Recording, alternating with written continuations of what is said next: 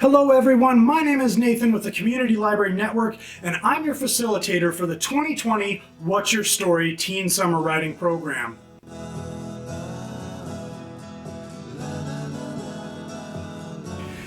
The past 2 years, this has been an in-person program that spanned several sessions. This year, we have taken the program virtual. I understand that this is different for everyone. It's different for me too. But I hope that you will get as much out of the program as you always have. Besides, if you miss something, you can always just pop back into the video and watch it again. Just like in the last 2 years, we're going to publish your work at the end of the series. In past years, we focused on fiction and poetry. This year, we thought we'd try something different, creative nonfiction. I know you may be thinking, how boring, but you couldn't be further from the truth. What are some of the basic elements of a great story? Think about it for just a minute.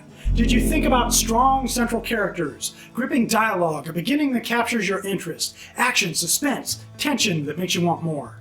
How about an ending that is satisfying?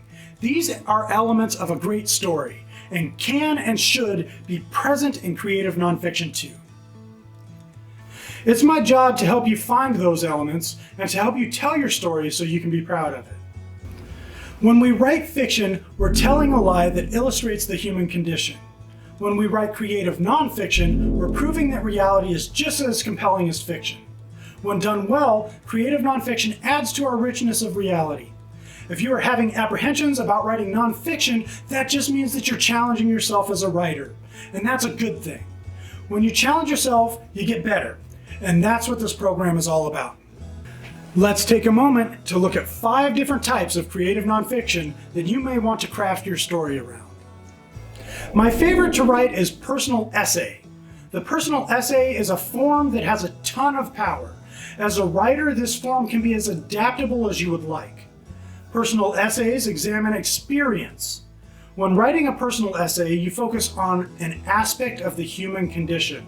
Observe, reflect, and try to tie what you find into something bigger, a universal truth. Memoir is one of the most popular creative nonfiction forms. New writers often prefer to write about what they know, and writing about yourself can be an excellent way to experiment. This form focuses on the truth of your own life as you see it. How others view your life fades into the background, and you, along with your truths, take the center of the page. Unlike biography, which is more along the lines of they were born, they did stuff, and then they died, memoir usually focuses on a smaller time frame and dives deeper. If you like deep dives, but don't want to dive into your own life, long-form journalism might be right up your alley.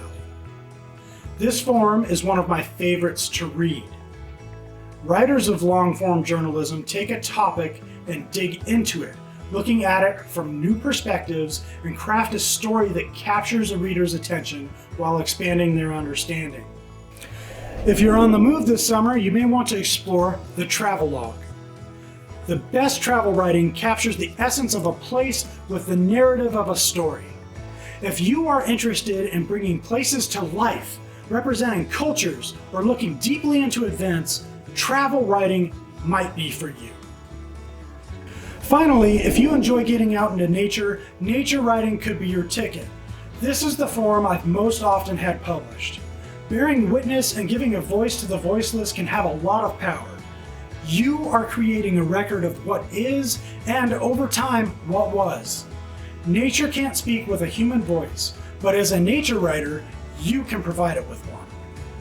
If you haven't been sent a copy of the workbook for this series yet, send an email to write@communitylibrary.net and I'll send you a PDF copy of one. Or you can click the link listed in the description. Inside the workbook, you will be able to read examples of each of these creative nonfiction types and figure out what type most interests you. There are also suggestions of other authors who write in those forms for you to look into too. Before you decide what type of creative nonfiction you're going to write, first, you have to generate some ideas. On page 10 of the workbook, we start doing just that. If you don't have the workbook yet, you can just do this exercise with some plain paper. We're going to generate a lot of ideas and then start paring them down to the ones that you are most passionate about. So let's get started. Think about some experiences where you've learned something about yourself. These don't have to be big experiences.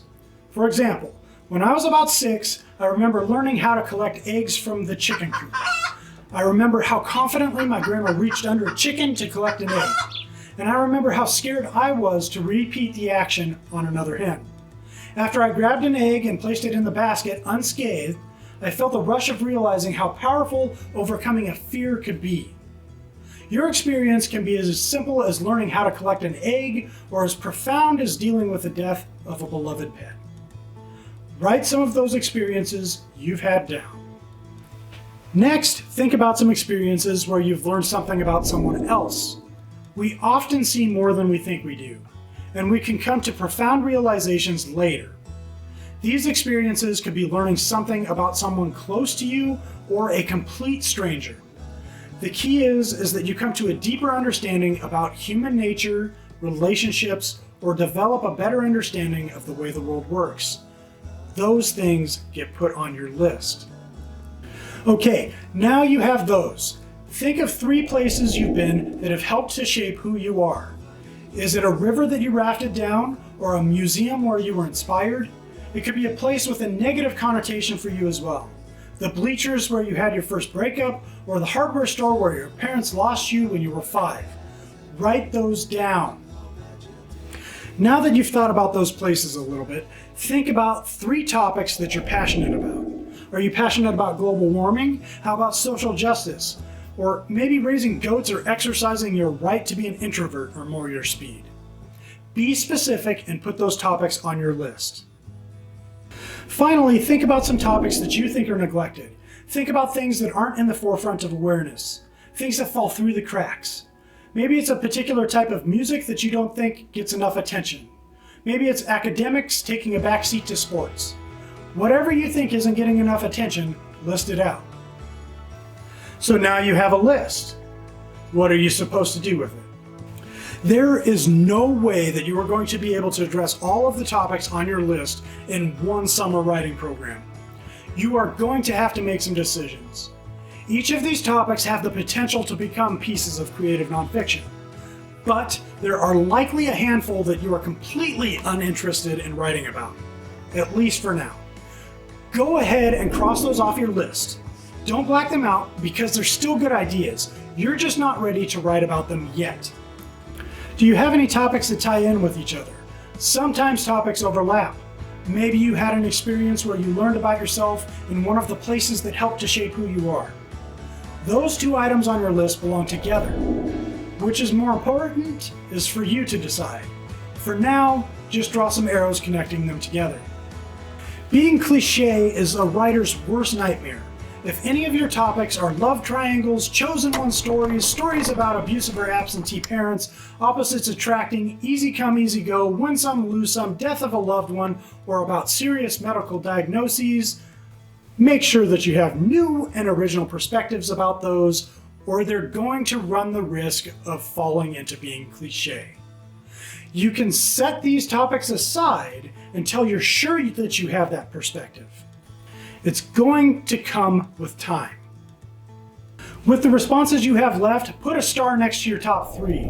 Those are the ones that you're going to work with and get started with in this workshop. Now that you have your 3, we're going to make a mind map.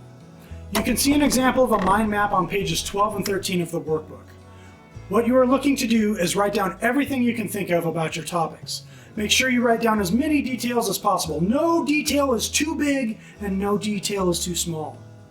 You won't be able to use everything that you map here, but you want to have thought about it so that what you do eventually write has some intentionality.